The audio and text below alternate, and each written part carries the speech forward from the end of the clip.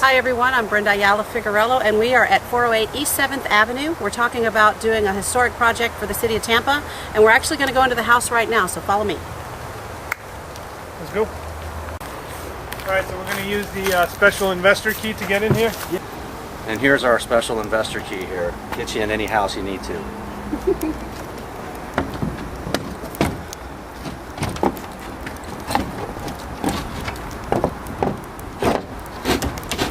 Okay, so this house, as you can see already, is pretty heavily fire damaged. This house actually had some squatters come into it and make themselves at home.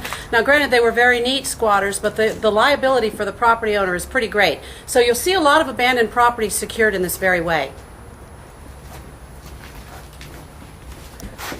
You'll notice there's a lot of burn damage in this immediate area coming into the back room.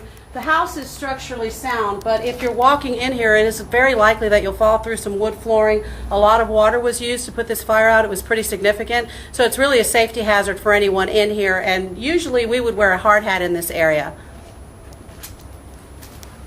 Anthony, get this over here. Yeah. Also, there was some termite or carpenter ant damage. Gonna have to replace some of these studs.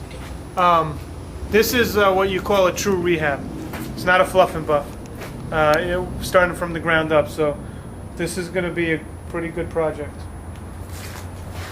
This house is really exciting because of its historical value. Actually, I'd like Kevin to talk a little bit about where this house came from, how it came to be, and what our plans are with it going forward. In conversation with Ron Vila, who is the head of the Architectural Review Committee for the City of Tampa, getting a little bit historical background on this property. It was built around late 1800s, early 1900s, and was deemed originally the Otto Stallings house. Otto Stallings was actually a insurance company owner back in the early 1900s, and this house is built for him. There's been some add-ons done to it over the years. When we get to the outside of the building, you'll see where the first addition was made to the back of the building.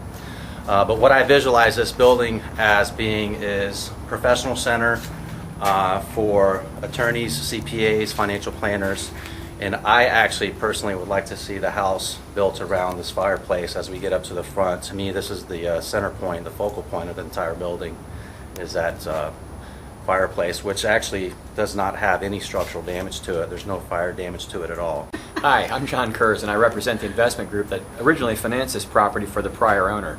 And the original plan was to go ahead and rehab this property as commercial office use, probably for an attorney group or something like that, or another professional organization.